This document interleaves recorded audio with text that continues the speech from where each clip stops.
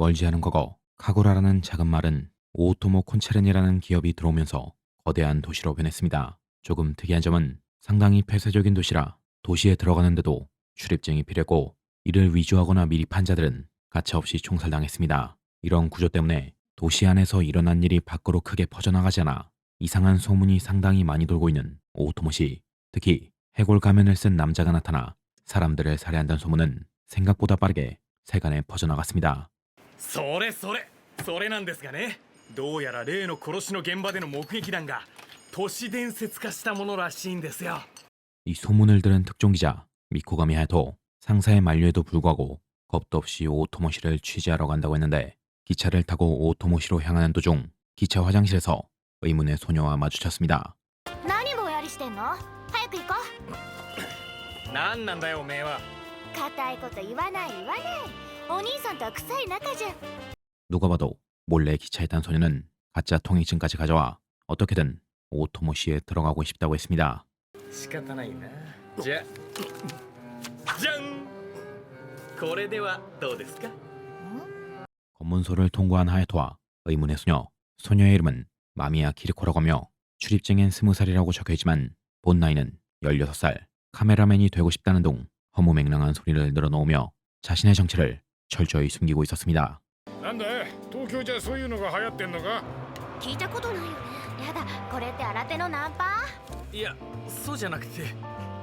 해골 가면의 실마리를 찾기 위해 온 동네를 뒤지는 하야토. 하지만 도시의 주민들은 아무것도 모르는 상태고 작은 단서조차 찾지 못한 하야토는 약속이라도 했다는 듯이 마을의 공동묘지로 향했습니다.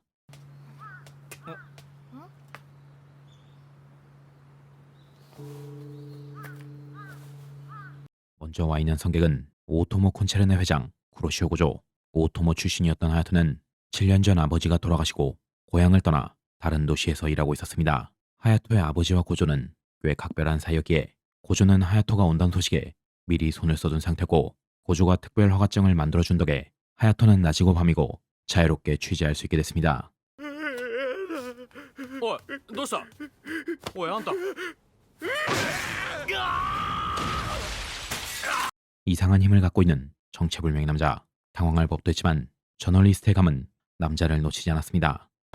昼は我が手足が夜は我が心が性質を奪われる 기도문을 외우며 어둠 속에서 등장한 해골가면. 그가 등장하자 수상한 남자는 짐승 같은 모습으로 변이했는데 채 합을 겨루기도 전에 해골가면에게 살해당했습니다. 君らは知ってるかな？骸骨男の噂。骸骨男？ 양아치한테 정보를 구할 정도로 힘 좀 쓰나 싶었지만 기대와 다르게 훔신 두들겨 맞는 하야토. 우연히 등장한 누나와 형아 덕에 겨우 목숨을 건졌던데 이 동네 사람들은 무슨 약이라도 먹었는지 바깥 사람들과는 차원이 다른 힘을 갖고 있었습니다. 10年一昔っていうが、なかなか似合ってるぜ、神父姿。冷やかすなよ。もう昔の僕じゃない。 신부의 이름은 간자 키요시오. 동남아에 파병 다녀온 종군 신부로 고아원에서 아이들을 돌보는 건실한 청년이자 하야토의 소꿉친구입니다. 外へ出て大丈夫なのか？あなたは今朝方の。御子神隼人です。よろしく。こちらこそ。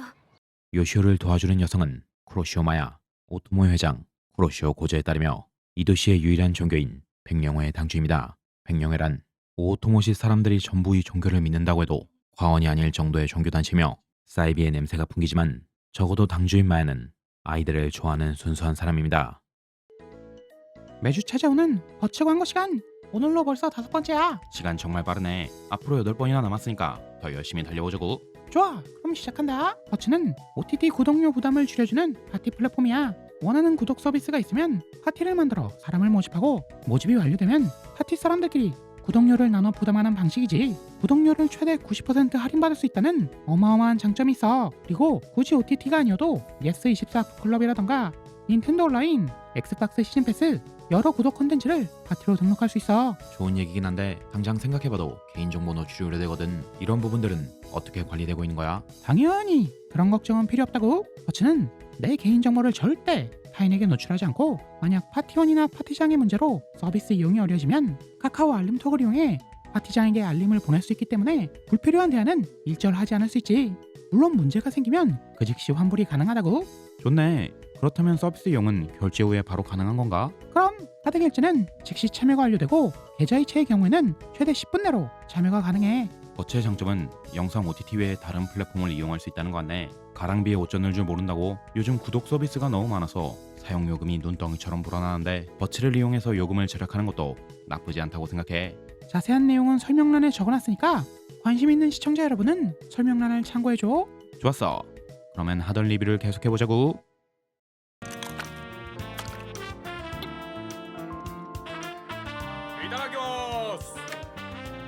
키리코는 머물 곳이 없다는 이유로 하야토의 숙소에 놀란다고. 취재는 영 진전이 없었기에 될 대로 되란 식으로 귀향을 즐기는 하야토. 예전에 짝사랑했던 키시라기 나미도 만나고 그 나미를 짝사랑하는 덜렁이 형사도 만나고 취재를 잊을 정도로 즐거운 생활을 보내고 있었지만 도시에선 알 수 없는 시체가 점점 늘어나고 있었습니다.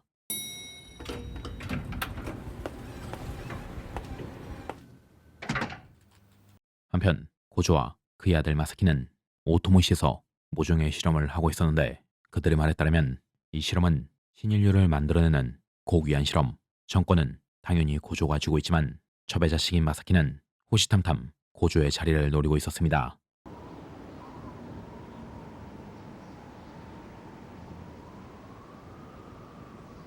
항상 명랑한 모습이었지만 시간이 흐를수록 미소의 그림자가 드리우는 길이고 그녀는 하야토 모르게 사진에 나온 남성을 찾고 있었는데 하야토도 이를 알고 있었지만 남자에 관해 물을 때마다 키리코의 표정이 좋지 않았기에 일단 멀리서 그녀를 지켜보기로 했습니다.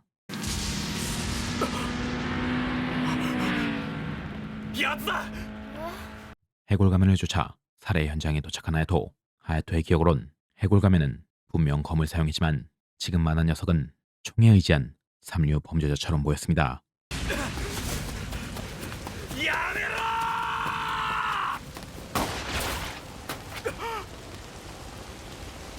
해볼만 하다고 느끼는지 하야토는 해골 가면에게 달려들어 그의 정체를 밝히려고 했지만 역시 총을 든 상대에겐 어림도 없었습니다.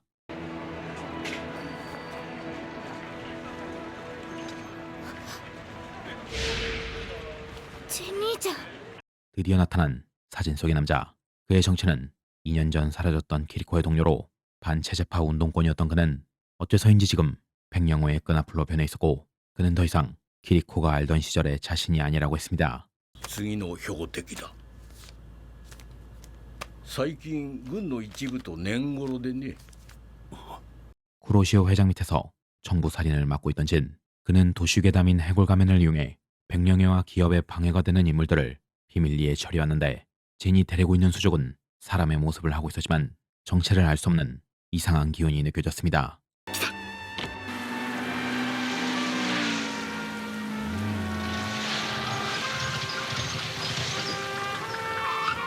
가짜 앞에 등장한 진짜 해골 가면 진의 수족들이 목걸이를 풀자 인간과 동물을 합성해 놓은 듯한 괴물로 변했습니다. 진짜 해골 가면은 순식간에 이들을 제거했고 인간에겐 볼일 없다는 듯이 진을 두고 사라졌습니다.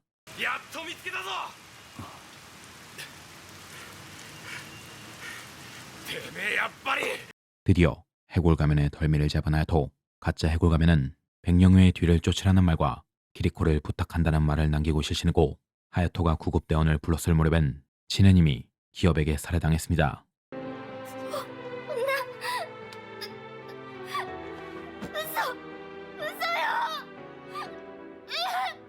한편 백령회는 신도들의 구원을 명분으로 이름 모를 목걸이를 나눠주고 있었고 그들의 어두운 계획이 점점 모습을 드러내고 있었는데 見せたかったね。俺がこうさっそうとナミさんを救うところをさ。運命の赤い糸が二人を結んでいたんだな。 오갈 데 없는 키리코까지 걷어주며 해골 가면을 찾아 헤매는 하야토. 마을은 평소처럼 평화로웠지만 최근 나미의 상태가 부쩍 안 좋아 보였습니다.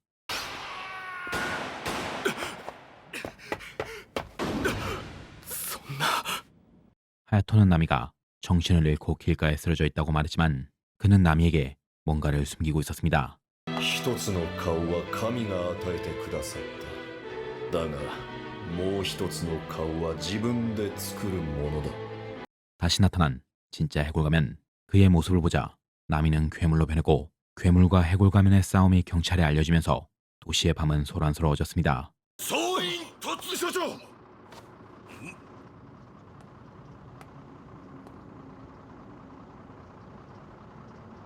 무장 경찰이 출동했을 땐 이미 모든 사건이 끝나 있었고 남은 건 싸늘한 시체를 안고 있는 하야토뿐이었는데 경찰은 어리석게도 하야토를 살인범으로 지목했고 하야토는 순식간에 도망자 신세가 됐습니다.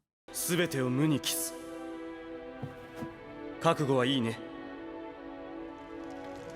마침내 밝혀지는 오토모시 여돔. 과거 동남아의 어떤 유적에서 인간의 신체를 강화하는 기술이 발견되고 오토모 그룹은 브레인 기어라는 기업과 함께 재빠르게 연구에 착수했습니다. 그들은 가로라는 강화 인간을 만들어 군에 납품하려고 했는데 실험 중 이성을 잃는 불량품들이 많았기에 오토모 그룹은 백령회를 이용해 백령회에 기도하러 온 신자들을 가로로 만들었습니다. 기업이 카고라 마을을 선택했던 건 카고라의 피가 흐르는 사람들에겐 알 수 없는 힘이 있었기 때문인데 이 힘을 이용하면 가로의 진화를 촉진시킬 수 있었습니다. 마야에게 신묘력이 있음을 간파한 고조는 어린 마야를 입양해 자신의 딸로 키웠고 쿠로시오 부부는 딸을 이용해 괴물을 만들어내고 있던 것입니다. 彼らはまだ実用段階ではないが良い機会だお任せください 지금까지 해골 가면이 살아있던 건 전부 기업이 만든 가로였기에 오토모는 눈에 까신 해골 가면을 죽이기 위해 테스트 단계에 있는 강화 인간을 투입시켰고 해골 가면은 이들과 정면으로 충돌했습니다. 山を降りる頃合いかな。何言ってんの？降りた途端に捕まるって。 한편 하야토는 기리코와 단둘이 몸을 피했고 둘이 붙어있다 보니 미성년자랑 묘한 기류가 흘렀습니다. 何？隼人。隼人。 범죄자 취급을 받았음에도 하야토는 해골 가면을 포기할 수 없었고 굉음을 따라 전장으로 향했습니다. いかんいかん殺さない方が大変でね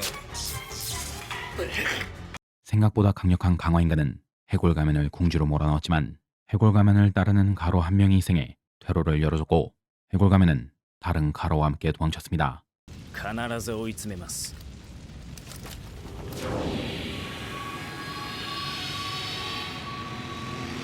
곧장 해골 가면을 뒤쫓는 하야토. 해골 가면이 도망친 곳은 익숙한 성당이었고 마침내 드러난 그의 정체는 하야토의 오랜 친구 간자키 요시오였습니다.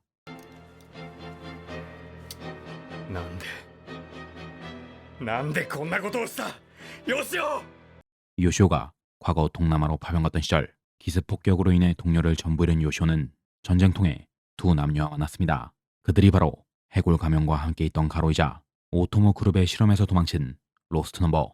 그들은 실험체가 되는 운명에서 도망치다 요시오를 만났고 그들을 도와주겠다고 나선 요시오는 운명적으로 해골 가면과 만났습니다.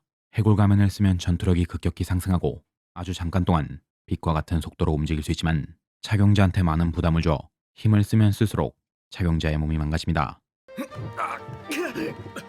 よせ動いちゃダメだ僕にはまだやるべきことが 몸은 완전히 망가졌지만 마야를 구해야 한다며 다시 가면을 쓰려는 요시오. 오토모 실험의 최종장은 신묘력을 갖고 있는 마야를 제물로 바쳐 신인류를 만들어내는 것. 요시오는 마야를 지키기 위해 은밀하게 가로들을 살해하며 실험을 막을 방법을 찾고 있었지만 실험은 이미 최종 단계에 돌입했습니다. さあ出てこいそれとも俺があぶり出してやろうか 해골 가면의 흔적을 찾아 성당에 도착한 강화인간. 만신창이가 된 요시오의 몸으론 승산이 없다고 생각했지만 해골 가면은 전보다 가벼운 몸놀림으로 강화인간을 순식간에 처리했습니다. 貴様は俺を甘く見る 해골 가면을 쓴 건 요시오가 아닌 하야토. 가면을 쓰자 요시오의 모든 기억이 머릿속으로 흘러들어왔고 계승된 수건을 완수하기 위해 하야토는 뒤도 돌아보지 않고 오토모 연구소로 향했습니다. おい止まれお願いですどうしてくださいこの道路は封鎖された 한편 주민들이 하나둘 가로로 변하면서 도시는 쑥대밭이 되기 시작했고 군은 도시를 완전히 봉쇄하고 가로로 추정되는 사람들을 모조리 쏴주겠습니다.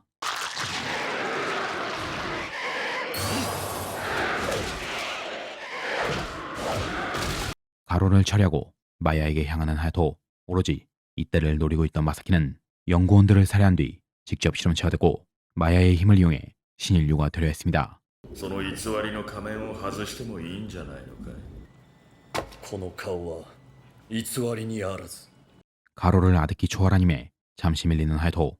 마사키에게 배신당한 고조는 어떻게든 딸을 구하기 위해 해골 가면을 도왔지만 완전체가 된 마사키에겐 어떤 공격도 통하지 않았습니다.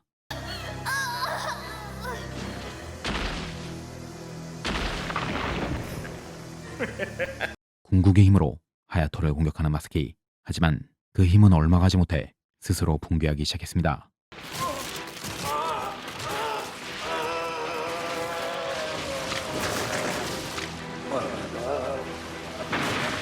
신인류 프로젝트에 가장 필요했던 건 오토모 그룹이 유적에서 발견하지 못했던 미지의 힘이 담긴 해골 가면. 작용자의 의지를 계승하는 가면은 이성이 붕괴하는 걸 막아주는 장치였고 가면이 없는 마사키는 파괴 본능만 남은 괴물이 됐습니다.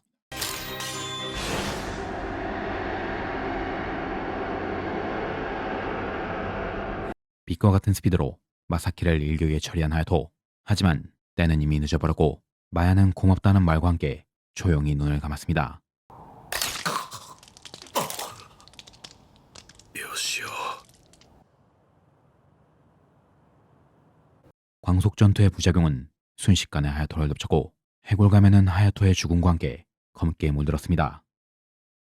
大友氏に端を発したクーデター未遂事件はこの国をさらに大きな災いの渦中へと引き込む結果となった。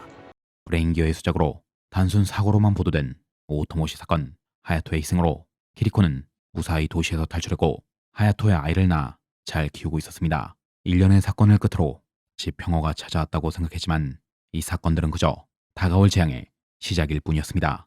全てを黒き幻影のために。 친애하는 시청자 여러분, 표고버섯입니다.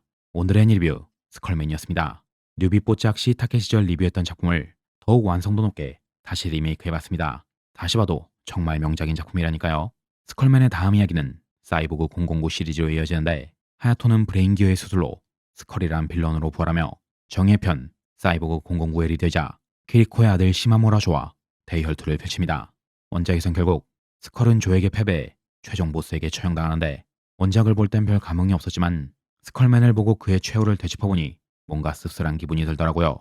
이게 진짜 사이보그 009 나올 때 같이 나왔어야 했는데 살짝 늦은 시기에 나온 게 유일한 아쉬움이었습니다. 애니는 여타 히어로물과 다르게 추리극을 중심으로 진행되지만 가뭄에 콩나듯이 나오는 스컬맨의 등장과 전투는 지루한 애니를 순식간에 환기시켜주는 자극적인 장치였다고 생각합니다. 여담으로 마지막에 스컬맨의 목소리가 악당 스컬의 성우로 바뀌는 부분은 이 작품의 진정한 클라이막스라고 생각합니다. 원작 스컬이 가끔 얼빵한 짓을 좀 하는데 하야토의 감정이 아직 남아있다고 생각하면 그거 나름 좀 씁쓸하다고 생각되네요. 근데 16살이랑 잔건 대체 무슨 생각으로. 아무튼 오늘의 리뷰 지금 봐도 명작인 진짜 다크 히어로 스컬맨이었습니다. 작중 스컬맨이라고 언급하는 부분이 조금 더 없어서 리뷰에선 그냥 해골 가면으로 대체했습니다. 그럼 저는 여기까지 하고 다음 영상에서 뵙도록 하겠습니다. 밍나 맞다네.